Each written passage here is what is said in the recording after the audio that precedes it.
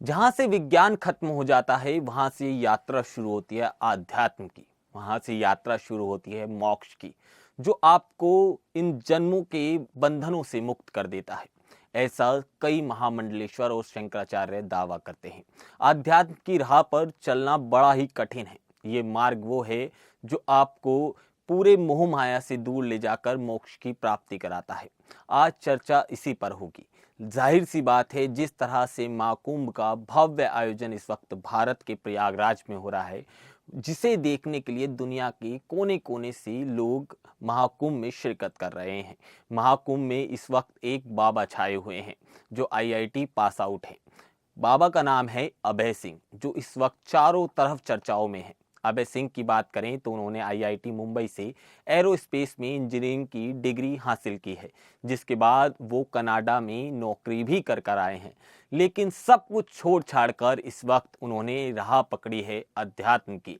इतना ही नहीं, इतने सब होने के बाद, एक संपन्न परिवार से आने के बाद भी अभय अभी तक संत बने हैं या नहीं, इस बात पर लगातार सवाल उठ रहे हैं। आईआईटीएन बाबा अभय सिंह की कई वीडियो इस समय सोशल मीडिया पर वायरल हैं।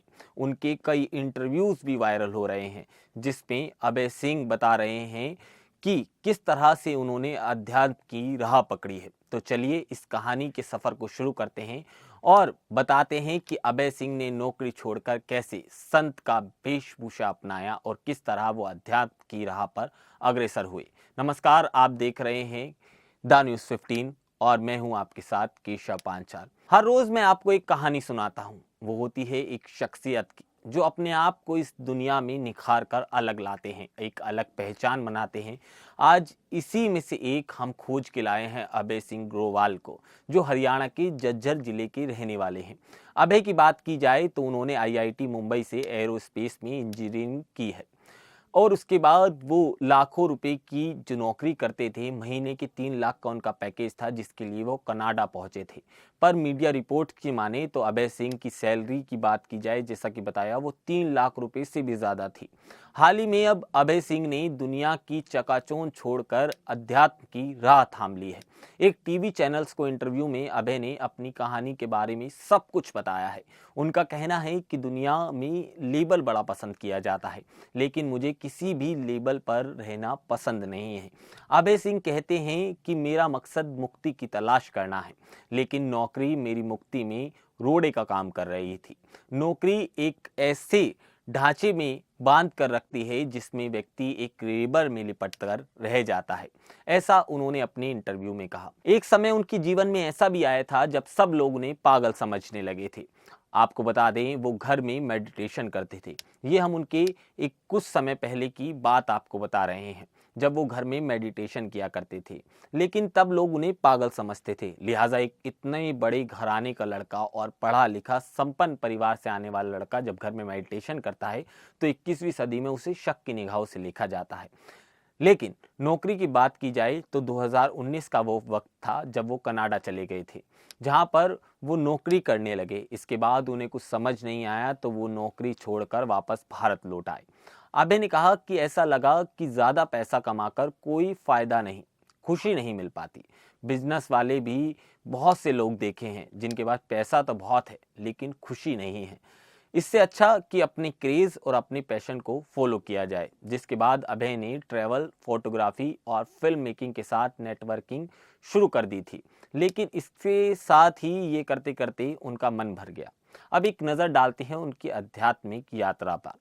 अभय की माने तो परिवार ने अध्यात्म की ओर रुख करने से अभय को मना कर दिया था। उनके घर का जो माहौल था वो बचपन से ही बड़ा खराब था। वो बार बार बनारस के सोमेश्वरपुरी गुरु से मिलने जाते थे। उन्होंने बताया कि अभय सिंह के जीवन में एक बड़ा बदलाव जो हम देख रहे हैं आज, वो यहीं से हुआ था। उन्होंने कहा कि ज्ञान का स्रोत जो है वो महादेव है।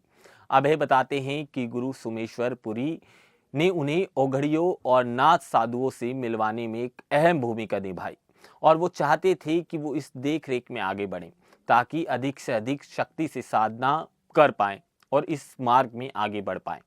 इस तरीके से उन्हें आधुनिक जीवन को छोड़ अध्यात्म की राह को पूरी तरह से चुन लिया।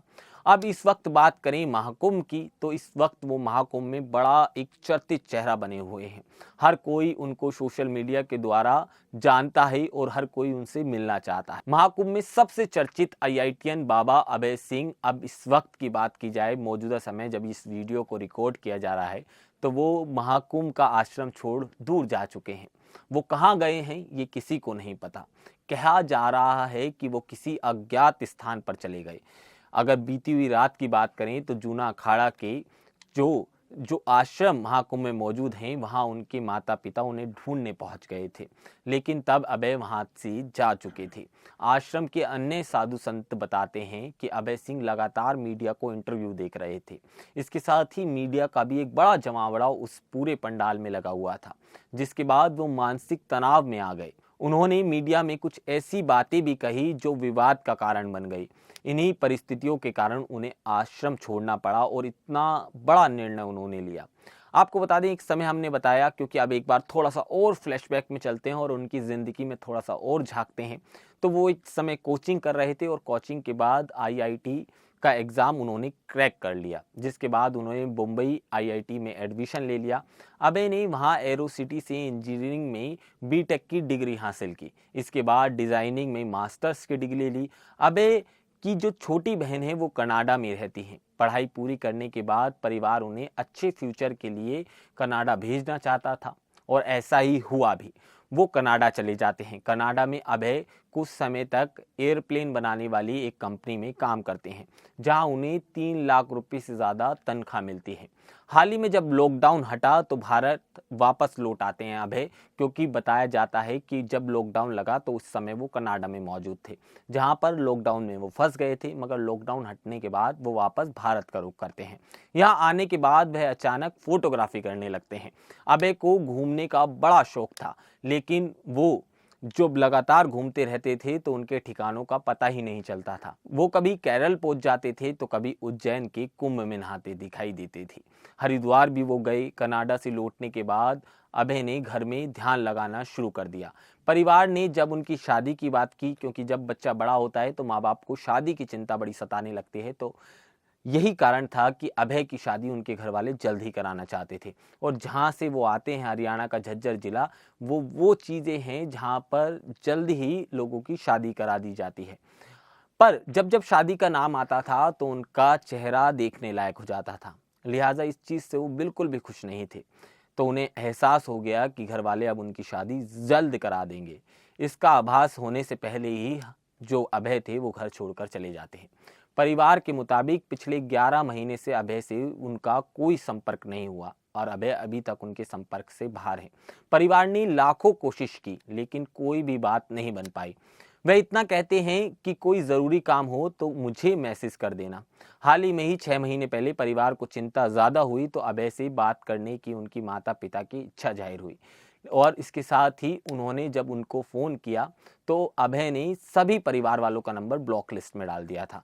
यहाँ तक कि अपनी बहन, जो उनकी सबसे ज़्यादा करीबी बताई जाती थी, उनका नंबर भी उन्होंने ब्लैक लिस्ट में डाल दिया।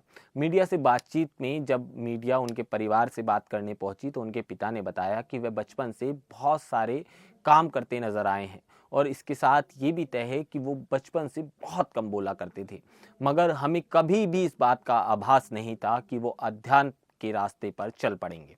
क्या वह अपने बेटे को घर वापस ले जाना चाहते हैं और इस बात के लिए वो अभय से कहेंगे? ये सवाल जब मीडिया ने उनसे पूछा तो उन्होंने कहा कि मैं ये कह तो दूंगा, लेकिन इससे उन्हें तकलीफ होगी। उन्होंने अपने लिए जो निर्णय लिया है वो उनके लिए बिल्कुल सही है। इसमें किसी का कोई दबाव नहीं है और ना ही मैं उन पर कोई दबाव डालना चाहता हूँ। वह अपनी धुन का पक्का है। हालांकि इकलौते बेटे के संन्यास अचानक जिस तरह से उन्होंने लिया है, इससे माँ में बिल्कुल भी खुशी की लहर नहीं है। एक मीडिया चैनल से अभय सिंह ने अपनी लव लाइफ के बारे में भी जिक्र किया था और बताया था कि उनकी गर्लफ्रेंड कैसी थी, और उन्होंने बताया कि वो लगभग 4 साल के आसपास एक रिलेशन में रहे थे, लेकिन जब बात शादी तक पहुंची तो मैं अपने माँ बाप से झगड़ गया। अभय ने बचपन से ही अपने माँ बाप के बीच झगड़ों का दौर देखा था, इसीलिए वो शादी करना नहीं चाहते थे, क्योंकि ज़िंदगी में सब लोग झगड़ते हैं। इसलिए उन्होंने सोचा कि आगे क्या करते हैं, और जब झगड़े ही होते रहते हैं तो इससे अच्छा है कि अकेले रहो और खुश रहो। मुझे ऐसा लगता था कि इन लड़ाई झगड़ों से दूर खुद को अकेला कर लेना ही एक मतलब की बात है और अकेले रहो और खुशी से जियो। उन्होंने कहा कि अब अध्यात्म में बड़ा मजा आ रहा है। मैं साइंस के जरिए अध्यात्म को समझने की लगातार कोशिश कर रहा हूँ और इसकी गहराई में लगातार जा रहा हूँ। इसके साथ ही उन्होंने अंत में जो पंक्तियां कही, उन्होंने सबका दिल मोह लिया। उन्होंने कहा कि सब कुछ शिव है, सत्य भी शिव है और शिव ही बड़ा सुंदर है। आज की ये कहानी आपको कैसी लगी, हमें कमेंट सेक्शन में अपनी राय जरूर दीजिएगा। लिहाजा आपको आगे भी ऐसी कई कहानियों के साथ मिलता रहूंगा। फिलहाल दीजिए इजाजत, नमस्कार।